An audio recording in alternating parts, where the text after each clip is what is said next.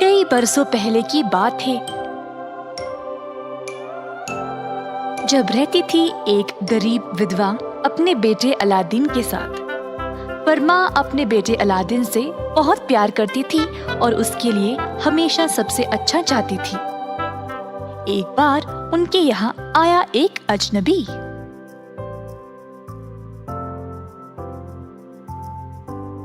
सलाम, मेरा नाम मुस्तफा है और मैं अपने भाई के बेटे अलादीन को ढूंढ रहा हूँ। मैं बहुत वक्त से दूर रहा, पर अब मैं उसका चाचा वापस आया हूँ। मैं अलादीन को अपने साथ काम पे लेना चाहता हूँ ताकि वह ईमानदारी की कमाई कमा सके। अलादीन को इस इंसान पर शक हुआ। इतने सालों से ये चाचा कहाँ था और अचानक क्यों आ गया?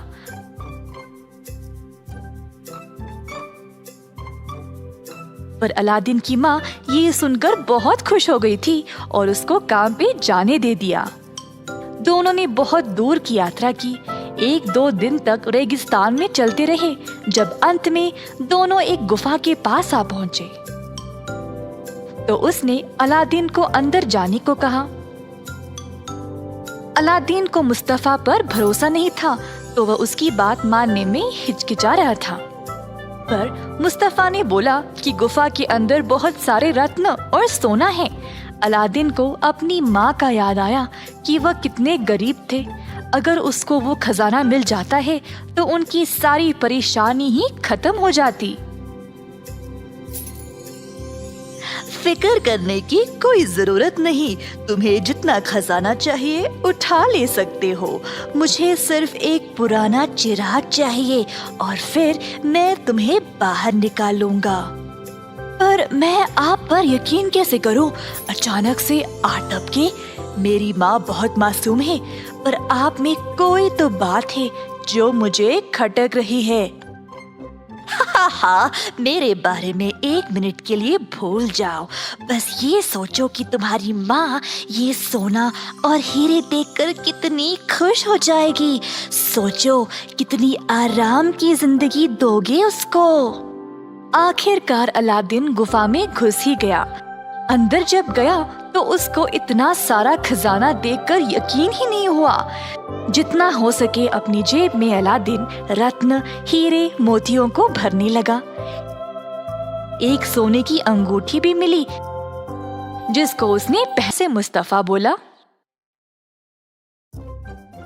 अब इतना तो काफी है ना, जल्दी चिराग को ले आओ, हमारे पास इतना समय नहीं है। अलादीन को चिराग मिल गया। अलादीन गुफा के द्वार के पास गया और मुस्तफा को उसको ऊपर खींचने को बोला। पर मुस्तफा ने कहा कि पहले उसको चिराग दे दे। अलादीन को लगा कि शायद चाचा चिराग को लेकर उसे गुफा में ही छोड़ देगा, तो अलादीन ने पहले ही चिराग देने से मना कर दिया। मुस्तफा को गुस्सा आ गया। सुनो लड़के, मैं तुम्हारा असली चाचा नहीं हूँ और मुझे तुम्हारी कोई फिक्र नहीं। मैं तुमको यहीं पे छोड़कर जा सकता हूँ। तुम मुझे चिराग नहीं दे रहे हो ना? अब मैं इस गुफा को इस पत्थर से बंद कर दूंगा। ऐसा कहकर मुस्तफा ने अलादीन को उस गुफा में ही बंद करके छोड़ दिया। अलादीन अंधेरे में बैठकर रोने लगा। सब इस बकवास चिराग की वजह से। ये तो सोने का भी नहीं है और काम भी नहीं करता। अलादीन ने चिराग को थोड़ा सा रगड़ा और अचानक से चिराग से नीले रंग का धुआं निकला और उसके आगे खड़ा हुआ एक जिन। मालिक, मैं आपकी 3 ख्वाहिशें पूरी करूंगा, पर सोच समझ के बोलिएगा। अलादीन हैरान रह गया, पर उसने तुरंत बोला, अब मुझे घर ले जाओ। और एक क्षण में अलादीन अपने घर पर था, अपनी माँ के आगे, जो अपने बेटे को अचानक से प्रकट होते देखकर बेहोश होने को थी। अलादीन ने अपनी माँ को सब बताया मुस्तफा के बारे में, और फिर उसने अपने सोने की अंगूठी को रगड़ा तो एक और जिन बाहर आया। इस बार तो अलादीन की माँ बेहोश ही हो गई। मालिक, मैं आपकी 3 ख्वाहिशें पूरी कर सकता हूँ, सोच समझ के बोलिएगा। ना सोना और रत्न दे दो जो हमको जिंदगी भर के लिए काफी होगा, और उससे भी ज्यादा। अलादीन का पुराना घर गायब हो गया और उसकी जगह में आ गया एक बड़ा सा बंगला। दोनों खुशी से रहने लगे।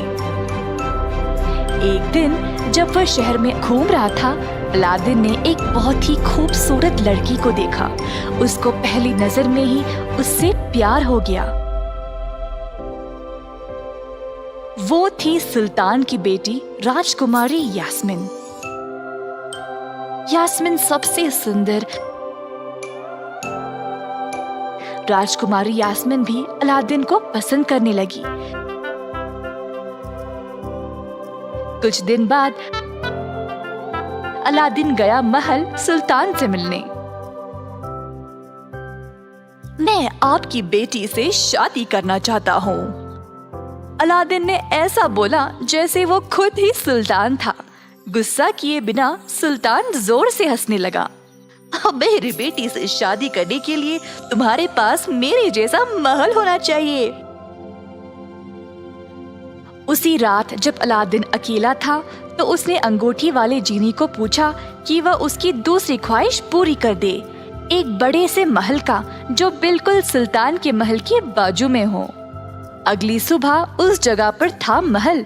सुल्तान ने अलादीन को यास्मीन से शादी करने की इजाजत दे दी। सुल्तान की मौत के बाद अलादीन ने उस राज्य पर अच्छे से राज किया। जल्द ये खबर मुस्ताफा तक पहुंच गई और उसको पता था कि ये सब उस जादुई चिराग की वजह से हुआ है। उसने चिराग को वापस लेने की तरकीब सोची। अलादीन जब महल में नहीं था तब वह यास्मीन के खिड़की के नीचे खड़ा हुआ और पुकारने लगा, पुराना चिराग देकर नया ले ले, बस आज ही के लिए है, नया चमकीला चिराग ले ले। शहर के सारे लोग वहाँ जमा हो गए। जल्द यास्मीन भी वहाँ पहुँच गई। उसको लगा कि वह अलादीन को पुराना चिराग को देकर नया ले लेगी। चिराग मिलते ही मुस्ताफा ने उसको तुरंत रगड़ा और जिन निकला बाहर।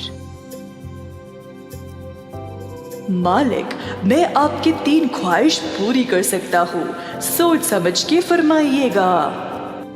चुप करो। मैं चाहता हूँ कि तुम मुझे, यास्मीन और इस महल को जितना दूर हो सके उतना दूर ले जाओ ताकि अलादीन हमें ढूंढ ना पाए। जब अलादीन वापस आया तो उसने अपने महल और यास्मीन को गायब पाया।